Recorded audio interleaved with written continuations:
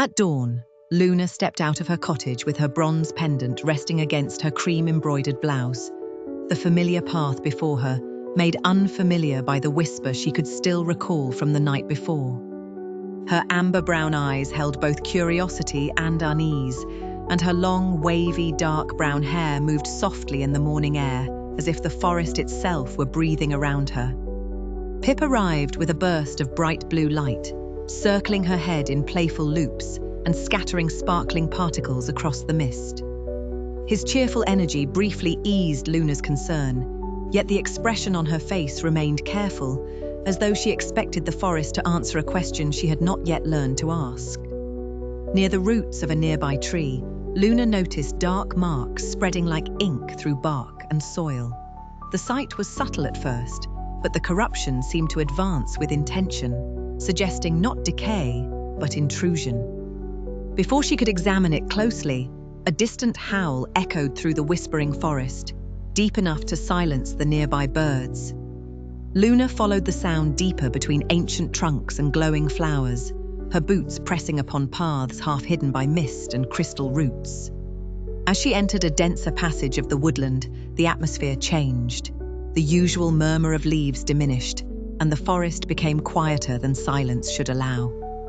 The luminous flowers around her began to close as she passed, their petals folding inward as though the air itself had become dangerous. Pip's glow shifted from blue to violet, his small body trembling with apprehension.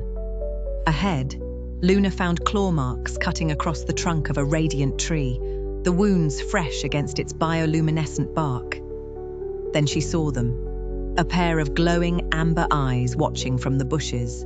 The presence was swift, intelligent, and wary.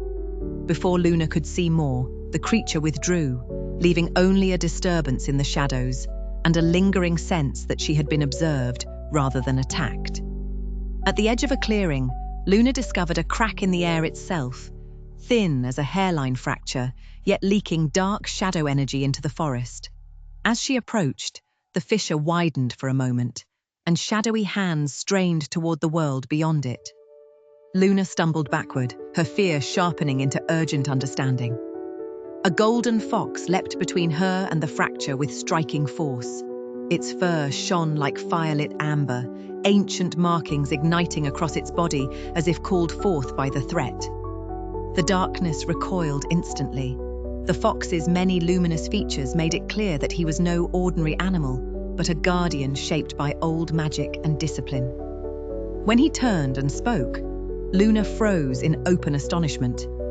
The fox introduced himself as Orin, his voice calm, intelligent, and edged with caution. He explained that the forest was changing and that the crack before them was a shadow rift, one of many now appearing across the realm. Luna and Orin approached the rift together, wary of its shifting edges. Inside its depths, Luna briefly saw a hooded figure formed of living shadows, violet eyes fixed upon them with unsettling patience. Before she could react, the figure vanished, leaving only the impression of a mind that had already anticipated her fear. Orin's expression hardened with worry. He spoke of an ancient enemy known as the Shadow Collector, a presence that did not merely destroy but gathered what it touched, as though memory, light, and life were all treasures to be taken. The explanation transformed Luna's unease into resolve, for the threat was no longer a mystery but a pattern. The rift suddenly widened, pulling leaves and drifting pollen into its darkness. Luna and Orin acted together, combining her determination with his guardian magic. Pip's light flared gold as he joined their effort, and together they pressed back the shadow until the crack sealed with a brief pulse of luminous force. By sunset, exhaustion had given way to a cautious alliance. Orin agreed to serve as Luna's guide through the changing forest, his protective nature now matched by her growing courage. Yet even as the light faded, far away another shadow crack opened in silence, its presence suggesting that the encounter at the rift was only the beginning of a far larger darkness.